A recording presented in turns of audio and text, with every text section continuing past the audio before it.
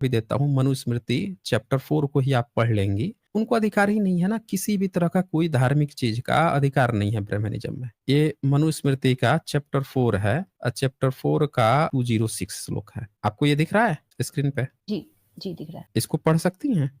जिस यज्ञ में वैदिक ब्राह्मणों का अभाव हो और मूर्ख पुरोहित अन्य मनुष्यों द्वारा किया गया हो, जैसे यज्ञ में स्त्री या नपुंसक ने हवन किया हो, तो उस यज्ञ में ब्राह्मण कदापि भोजन ना करें। इस प्रकार पूर्वोक्त याजक स्त्रियां आदि जिस यज्ञ में हवन करती हैं, वह सज्जनों का अमंगलकारी तथा देवताओं के प्रतिकूल होता है, इसलिए ऐसा होम न करना चाहिए। हाँ, लेकिन जो अब नाम आता है विदुषी महिलाओं का, जैसे गार्गी अपाला, वो क्या है फिर? आप ये बताइए कि वो किसमें नाम आता है?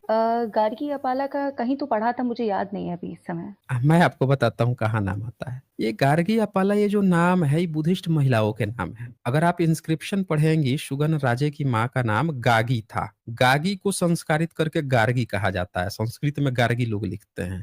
एक्चुअल में शिलालेख में गागी, वो बुद्धिस्ट महिला थी। इन्होंने जब वेद को लिखा, तब इन्होंने क्या किया, एक दो बुद्धिस्ट महिलाओं का भी नाम उसमें जोड़ दिया। इनके पास कोई सबूत नहीं है कि एक भी महिला वेद को पीढ़ी दर पीढ़ी ढो के लेके आई हो। आप देखिए, मनुस्मृति जब ये लिखते हैं, ये पूरी तरह से वैदिक है। इसमें महिला को क्या क्या कहा गया है कि 8 से 12 साल के अंदर शादी कर देनी है। इसमें लिखा है अच्छा वर मिले तो 8 साल से कम में भी शादी कर देनी है। महिला का संस्कार क्या है? तो पति की सेवा करना ही उसका संस्कार है।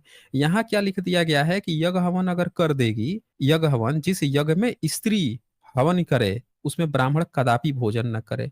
अब अपाली, गार्गी ये सब अगर कहीं पे यज्ञ हवन करेंगी, वेद मंत्र पढ़ने का मतलब है यज्ञ हवन में ही वो गीत को गाना, मंत्रों को पढ़ना। कर देंगी तो ब्राह्मण भोजन नहीं करेगा। 206 में तो लिखा है कि अगर यज्ञ हवन कर देंगी स्त्रियां, तो देवताओं के प्रतिकूल हो जाएगा, देवता नाराज हो जाएंगे, अमंगलकारी हो जाएगा सज्जनों के लिए। इसीलिए ऐसा होम ही नहीं करवाना चाहिए। तो उनको कोई मतलब नहीं।